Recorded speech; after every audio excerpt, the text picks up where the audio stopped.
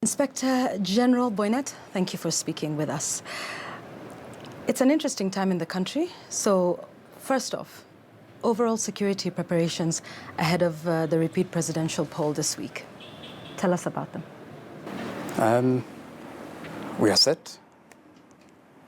We are ready to support IBC to discharge its mandate, as we also do our constitutional requirement of providing public security and public safety to the people of this country. And in this specific instance, to support IBC, as I say, to discharge its mandate. So we are set, as we have said several times, that we began preparing for this process as early as last year. And in our scenario making or building, for that matter, we had anticipated the possibility of a runoff or a repeat. So we are ready and set for the coming exercise on Thursday. All right. Can you talk to us about some numbers, specifically deployments that would just enable Kenyans to understand the sort of level of preparedness and the sort of deployment and persons that they will meet from the police service across the country? Well, we have the entirety of the National Police Service on duty. There's about 100,000 officers or so. Not directly involved in, not everybody, so to speak, directly involved, because normal policing functions have to operate. So we have everybody involved in one way or another, so to speak. In addition to that, we have officers from other national security agencies that include prisons, National Youth Service, Kenya Wildlife Service, and Kenya Forestry Service to support us. And we have asked for 33,000 officers. Okay. So in this instance, we have about 140,000 officers. All right. Yes. Have you sought the help of the military? To police the elections process? No, not at all. Okay. No. All right. So all this... Just like we did it on 8th of August, which was a purely police operation. This one also is purely a police operation. All right. So there'll be no military involved? There'll be no military at all. Okay. Because we are confident and believe this is an exercise that we have done several times in the past, and we are certain we'll be able to acquit ourselves very well, even this time around. All right. What's your strategy in dealing with the protesters? Because they are continuing. Even as we speak, protests are taking place in various parts of the country. There's a group of people that feel unhappy with how IBC is conducting itself at this time. What's the strategy? Because you do know there's been controversy about, their interactions, so to speak, with the police. Well, I think at the outset, I think it should be known that for every Kenyan to express dissatisfaction or satisfaction with any public service or a public institution is something that our Constitution allows. And it also gives provisos as to how that has to be done. Anyone can picket, can assemble with anybody else, but the operative phrase is being peaceable and unarmed. Then we also have the Public Order Act, which regulates how these things can be done, or ought to be done, or should be done for that matter. So indeed, we have had quite a number of interactions with demonstrators, and our response has been principally done in accordance with the law. We have calibrated our response depending on the nature of the threat that is coming on the other side.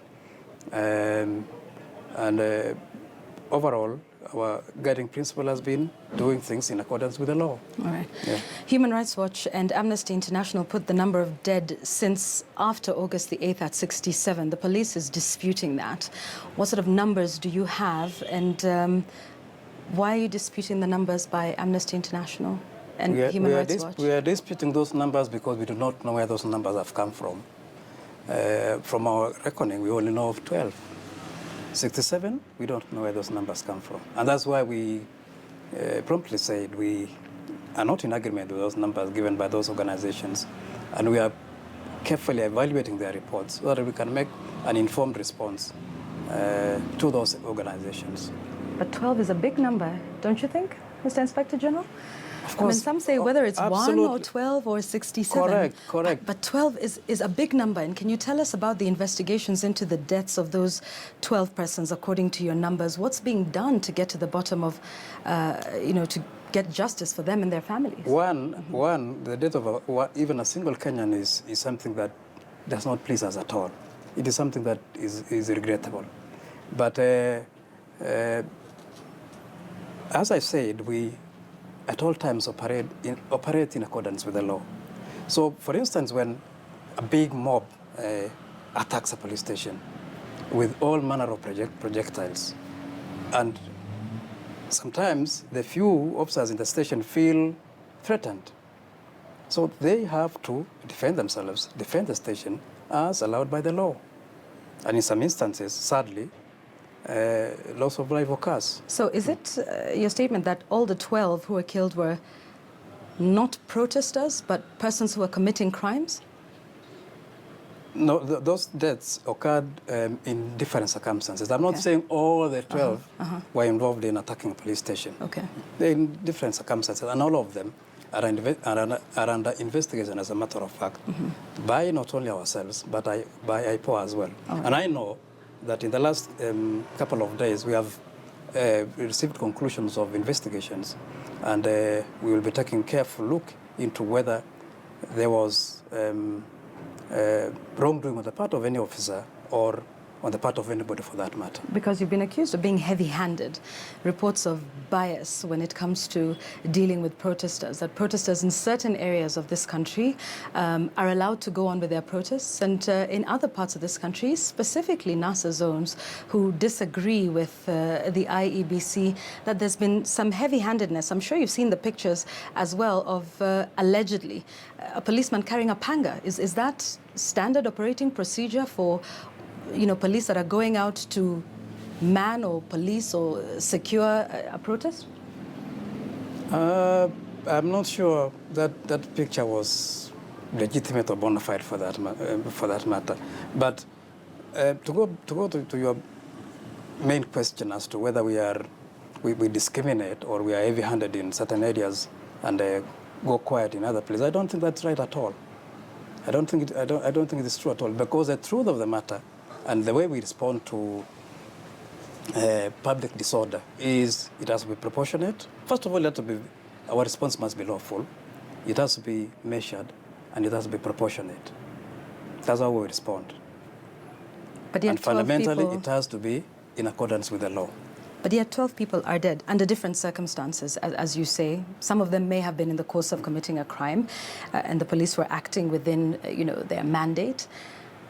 But 12 people dead. Do we not shoot to immobilize? I don't know. I'm not a police officer. Let me make a correction. The 12 that I gave was from August, not in the recent past only. Because from our reckoning in this month alone, sadly and very unfortunately, 4 people have lost their lives. And we have had 10 police officers severely injured. Lots of our vehicles have been damaged. A number of our police stations have suffered a lot of damage: windows broken, doors broken, fences broken. And sadly, the 4 persons lost their lives, and it's quite regrettable. We don't go about our basic in policing this country by going to that extent. Our basic remit is to offer policing services in a civil manner. And when it comes to dealing with the instances of the disorder, as I said, our response is always, first of all, lawful, is measured, and is calibrated to bring normalcy within the shortest time possible. Update us then on the investigations into the killings of baby Samantha Pendo, who was just 6 months old, Stephanie Mora, who was 9. There was also the instance of the 73-year-old grandmother who was shot, ironically, on her way out of hospital. What's been your level of investigations? Can you update the country on how far you are with that? Those are some of the cases that I said have been concluded, and we are now evaluating the findings with a view to taking action whether it is our own officers who are involved or any other person for that matter. Are you investigating the police for Yes, we these do. specific killings? I said we are evaluating the findings of those investigations with a view to establishing whether we proceed with dealing with an officer if indeed an officer was at fault or any other person for that matter. So you cannot tell us whether it was a policeman or somebody else? No, I cannot say now whether it was a police officer or someone else at this point in time. All right. Yeah. The work of the police is also to secure the protesters, is that Yes, not right? indeed, it is. But a lot of them do not feel safe. In fact, in this country, when people are protesting, they fear the police's intervention because that is when things erupt. It is because in some instances, many of them come armed and are not peaceable at all. And that's why they fear the police, I guess. So you don't believe your response is unproportional? Our responses at all times has been proportionate and first of all, lawful and proportionate. I'll give you an example. This morning, there was a very big demonstration in Kisumu. It commenced. They went up to the IBC officers. They presented their petition. There were addresses made by a number of leaders. And the demonstration, I'm told, as of now, is dispersing peacefully. There was no need absolutely at all for any police response at all, because they were acting in strict accordance with the law. Last week, Boniface Mwangi, activist, was protesting in the streets of Nairobi. It was live on television. The pictures and the video is there to see. And we see images of a policeman shooting a tear gas canister directly at him, which hit him in the chest. Is that SOP for the police? First of all, I didn't see that live footage, but I need to say this. He had his hands up. Boniface, he was unarmed, at least. Boniface did not comply with the law. In what way? Because the Public Order Act requires that before you stage a demonstration or a procession for that matter, you have to notify the officer in charge of the nearest police station. He did not do that. He did, though. He didn't. So you're saying that the letter that he sent to the police did not arrive? Was misdirected because he was supposed to notify the officer in charge of the police station. All right. And get a response from that officer. Regardless, shooting him with a tear gas canister directly in the chest? Was he shot in the chest? I didn't see that footage. Are you not aware of what your police are doing? I am aware of what officers do. But surely that must have been a case that stood out. He went to hospital. It was all over social media, in the mainstream news as well. So are you telling us you have not at least had a conversation with the members of the service regarding that specific incident, at least? I know about that commotion, which was quickly brought to normalcy, because that gentleman did not follow the law. As to how he was hit and he went to hospital, I'm certainly not aware about that one. Should that worry us, that you're not aware of that incident? No, I said I know about that incident. Okay. Yes. Okay, let's talk about why, Mr. Boinnet, you are allowing politicians to campaign while donning in military gear contrary to the law. Why are you allowing this, Mr. Boinnet? Which politicians? Have you not seen them? You need to tell me which ones. I would imagine you would know. Which ones? I want to know which ones. Have you not seen any politicians donning military gear? I've seen people putting on berets. Uh-huh. I've seen people... And camouflage jackets and pants. The law is very, very clear about people wearing uniforms that appear similar to our own. The National Police Service Act does in fact prohibit wearing military gear and police uniform.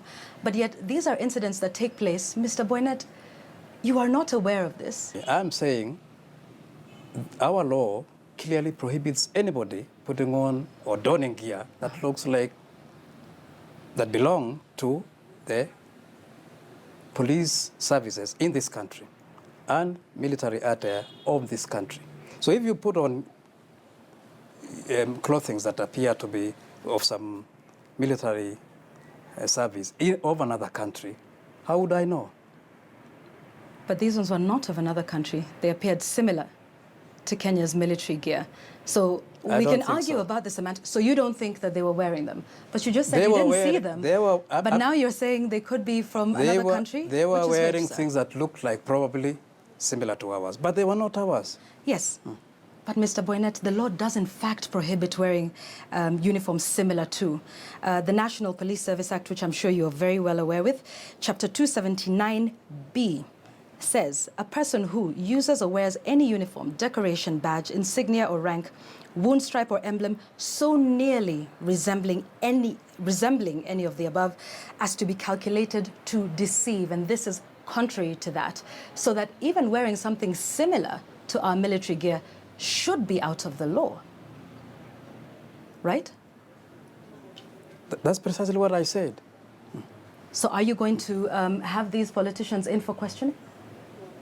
Anybody who wears attire that might be construed to be ours, that is a National Police Service or the KDF, runs into trouble, certainly. So but if you're wearing attire that you have brought in from some other country, okay, and certainly nobody can tell me that that's the first time they are seeing people wearing attire that have... But these are politicians who are high-level public figures, and it would seem that they might be allowed to get away with it, when if I or any other ordinary Kenyan, for example, did it, it would be an offense. No, my question is, Mr. IG, Kenyans will you be looking for them because they broke the law, or because you believe or suspect that they broke the law based on what we have seen in the press? If anybody breaks the law, that's our responsibility to deal with them. But if you put on attire that come from maybe knockoffs from some army anywhere else on earth, why would we be interested in you? Unless you've broken our own law. Will you be seeking to have a conversation with them? With who? With the politicians? For putting on attires that come from some knockoffs from some other military? How do you know they're knockoffs from some other military?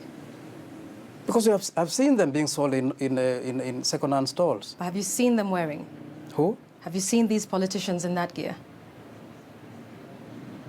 Well, I've seen some on TV and in some newspaper. So you've seen them? Yes.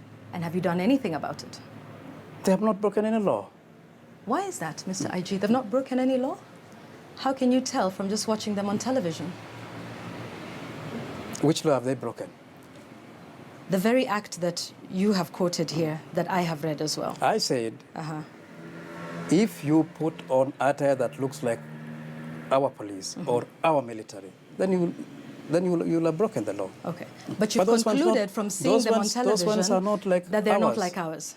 Okay, but when I first asked the question, you said you hadn't seen them. But now you're saying you did see them on television. So have you seen them or have you not? I've seen some. And you're not concerned? No, it will be a concern if they appear like ours. Okay. But if they belong to someone else, we wouldn't be interested. All right, so yes. It is your statement that the military gear that has been donned by Jubilee-allied politicians do not in any way resemble our military gear. You have made that assessment by watching them on television? Yes. So you will not ask them in for questioning or take a closer look at the attire that they were donning? No, if they are not ours, why would we be interested? And that's why we have always we have even taken people to court for putting on police uniforms or putting on KDF uniforms. But you're putting on uniforms of some other military. Okay. So we will get to, we're just about to close, but here's my other question. The acting CS for Interior, Dr Matangi, is alleged to have made some remarks in his mother tongue associating himself with Chinkororo. Will you investigate him if asked to do so, or of your own volition?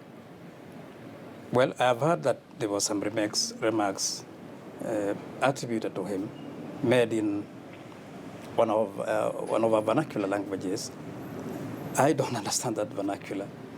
And you know very well that many of all our vernacular languages, you need to be a member of that community to understand the full import of what was actually said.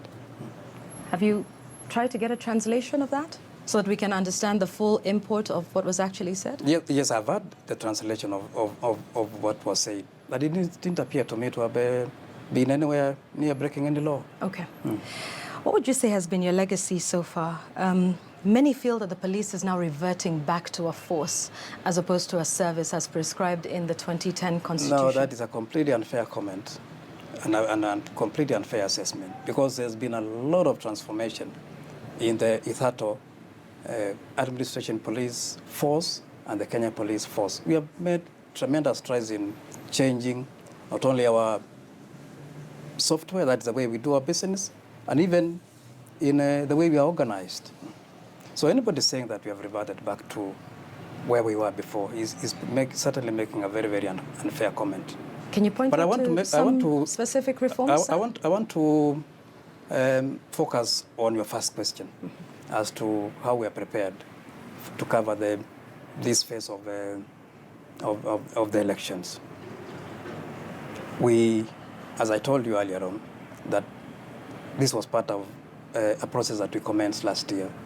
So we have assembled all our personnel, all our assets, based on the various threat levels to national security, to public safety and public security in all parts of the country, and deployed our officers accordingly. And at this point in time, we can confidently say that we are set and ready to support the IBC to discharge its mandate. All right. Yeah. Can you point to any specific reforms that have happened under your tenure at the National Police Service that Kenyans can look to specifically and say, this is how the police service has transformed and, over the last 3, maybe 5 years? And I haven't been here for 5 years. Yeah. I've been here for 2.5 years or so. And I would point to the introduction of a completely new training curriculum, which is being now used in our colleges. So going forward, you will be seeing a totally different police officer, because we are brought up to speed the training curriculum in our colleges. Because we used an old one for far too long, which was not in consonance with the realities of today. We have increased numbers. We have many more vehicles, numbers in terms of the personnel. We have also increased numbers of vehicles. So there is increasing visibility and faster response to crime scenes, so to speak. We have just finished putting up the National Police Service Forensic Laboratory. So the next thing that we are doing now is to equip it. And that's something that we want to do this financial year. So that going forward, some of those difficult crimes that give us lots of headaches in solving will become easier to do using much contemporary scientific methods. There's still a few things that we want to see, principally in supporting our officers by putting up a National Police Service Hospital, ensuring that we have better housing for the officers, better working facilities for the officers, and those are the programs that are in the pipeline. The other thing that we also want to do is to modernize our communication system, look into the possibility of also modernizing occurrence books so that we are in tandem with the realities of the 21st century. The net result of all what we are doing is to ensure that we give people-centered policing services to the people of this country in this day and age. All right. Okay. Yeah. Thank you very much, sir. Thank you. Thank you. It was very good speaking with you. Thank you. We thank you for your time. Thank you. All right. All the best.